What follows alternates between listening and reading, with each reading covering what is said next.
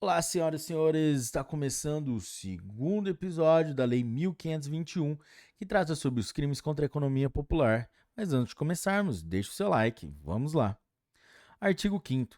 Nos crimes definidos nesta lei, haverá suspensão da pena e livramento condicional em todos os casos permitidos pela legislação comum. Será a fiança concedida nos termos da legislação em vigor, devendo ser arbitrada dentro dos limites de 5.000 cruzeiros a 50.000 cruzeiros, nas hipóteses do artigo 2º e dentro dos limites de 10.000 cruzeiros a 100.000 cruzeiros, nos demais casos, reduzida a metade dentro desses limites, quando o infrator for empregado do estabelecimento comercial ou industrial ou não ocupe cargo ou posto de direção de negócio. Artigo 6º. Verificado qualquer crime contra a economia popular ou contra a saúde pública, e atendendo à gravidade do fato, sua repercussão e efeitos, o juiz, na sentença, declarará a interdição de direito determinada no artigo 69, inciso 4 do Código Penal, de 6 meses a 1 ano, assim como, mediante representação da autoridade policial, poderá decretar, dentro de 48 horas, a suspensão provisória pelo prazo de 15 dias do exercício da profissão ou atividade do infrator. Artigo 7º. Os juízes recorrerão de ofício sempre que absolverem os acusados em processo por crime contra a economia popular ou contra a saúde pública, ou quando determinarem o arquivamento dos autos do respectivo inquérito policial. Artigo 8º. Nos crimes contra a saúde pública, os exames periciais serão realizados no Distrito Federal pelas repartições da Secretaria-Geral da Saúde e Assistência e da Secretaria da Agricultura, Indústria e Comércio da Prefeitura ou pelo Gabinete de Exames Periciais do Departamento de Segurança Pública e nos estados e territórios pelos serviços congêneres, valendo qualquer dos laudos como corpo de delito. Artigo 10.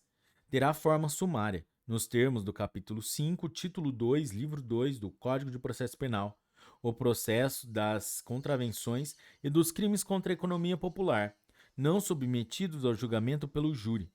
Parágrafo 1º. Os atos policiais, inquérito ou processo iniciado por portaria deverão terminar no prazo de 10 dias. Parágrafo 2º. O prazo para oferecimento da denúncia será de 2 dias, esteja ou não o réu preso. Parágrafo 3º. A sentença do juiz será proferida dentro de 30 dias. Notar aqui para 30 dias. Contados do recebimento dos autos da autoridade policial. Parágrafo 4º. A retardação injustificada, pura e simples, dos prazos indicados nos parágrafos anteriores importa em crime de prevaricação. Artigo 11. No Distrito Federal, o processo das infrações penais relativas à economia popular caberá, indistintamente, a todas as varas criminais, com exceções da primeira e da 20ª, observadas as disposições quanto aos crimes da competência do júri de que trata o artigo 12. Artigo 12. São da competência do júri os crimes previstos no artigo 2º desta lei. Galera, vide emenda constitucional número 1, que o júri só atua nos crimes contra a vida. Artigo 13. O júri compõe de um juiz, que é seu presidente, e de 21 jurados sorteados dentre os eleitores de cada zona eleitoral. Deu uma lista de 150 a 200 eleitores, 5 dos quais constituirão o conselho de sentença em cada sessão de julgamento. Galera, vide emenda constitucional número 1 de 19... Não, essa emenda não. Nessa Constituição. Artigo 14. A lista que se refere ao artigo anterior será semestralmente organizada pelo presidente do júri, sob sua responsabilidade, entre pessoas de notória idoneidade, incluídos de preferência os chefes de família e as donas de casa.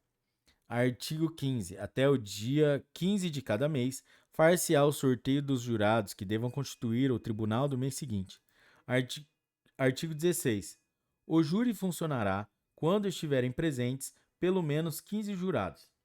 Artigo 17. O presidente do júri fará as convocações para o julgamento com 48 horas de antecedência, pelo menos, observada a ordem de recebimento dos processos. Artigo 18. Além dos casos de suspeição e impedimento previstos em lei, não poderá servir o jurado da mesma atividade profissional do acusado. Artigo 19. Poderá ser constituído um júri em cada zona eleitoral. Artigo 20.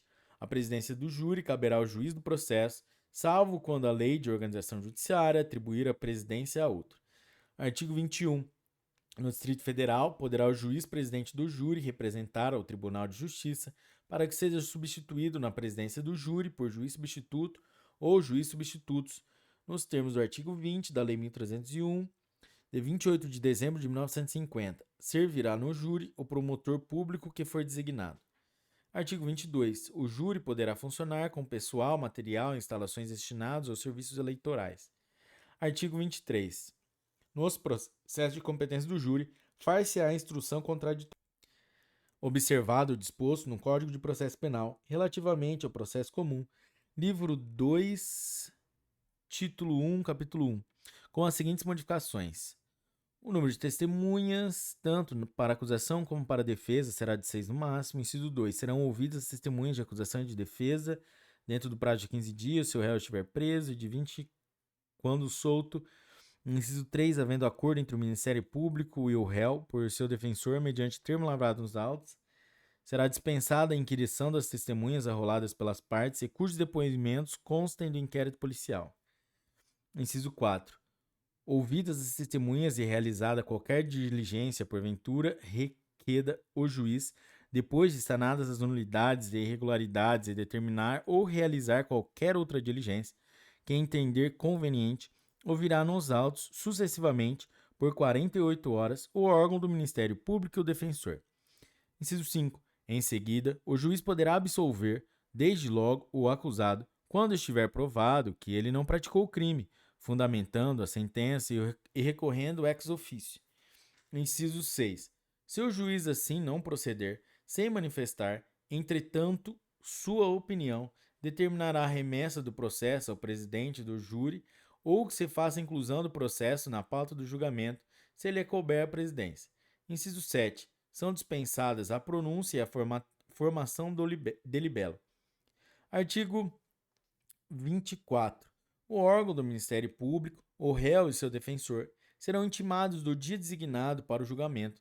Será julgado a revelia o réu solto que deixar de comparecer sem justa causa. Artigo 25. Poderão ser ouvidas em plenário as testemunhas da instrução que, previamente e com 48 horas de antecedência, forem indicadas pelo Ministério Público ou pelo acusado. Artigo 26. Em plenário, constituído o conselho de sentença, o juiz tomará aos jurados o juramento de bem e sinceramente decidirem a causa, proferindo o voto a bem da verdade e da justiça.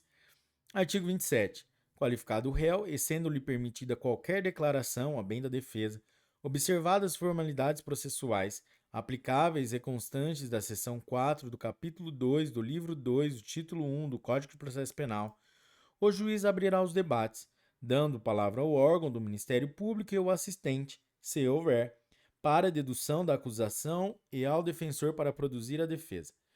Artigo 28. O tempo destinado à acusação e à defesa será de 1 hora para cada uma. Havendo mais de um réu, o tempo será elevado ao dobro, desde que assim seja requerido. Não haverá réplica nem tréplica. Artigo 29. No julgamento que se realizará em sala secreta com a presença do juiz, do escrivão e de um oficial de justiça, bem como dos acusadores e dos defensores que se conservarão em seus lugares sem intervir na votação, os jurados depositarão na urna a resposta, sim ou não, ao quesito único indagando se o réu praticou o crime que lhe foi imputado. Parágrafo único. Em seguida, o juiz, no caso de condenação, lavrará a sentença, tendo em vista as circunstâncias atenuantes ou agravantes existentes nos autos, elevando em conta na aplicação da pena disposto nos artigos 42 e 43 do Código Penal. Artigo 40. Nas decisões do júri e nos termos da legislação em vigor, cabe apelação, sem efeito suspensivo em qualquer caso. Artigo 31. Em tudo mais que couber e não contrariar esta lei, aplicar-se-á o Código de Processo Penal. Artigo 32. É o Poder Executivo autorizado a abrir ao Poder Judiciário crédito especial de 2 milhões de cruzeiros para ocorrer, vetado, as despesas do pessoal e material necessários à execução desta lei no Distrito Federal e nos territórios. Artigo 33. Esta lei entra em vigor 60 dias depois de sua publicação, aplicando seus processos iniciados na sua vigência. Artigo 34. Revogam-se as disposições em contrário. Galera, é isso aí. Essa foi a Lei 1521, que trata sobre os crimes contra a economia popular. Se você curtiu esse episódio, deixe o seu like. Até a próxima. Um forte abraço.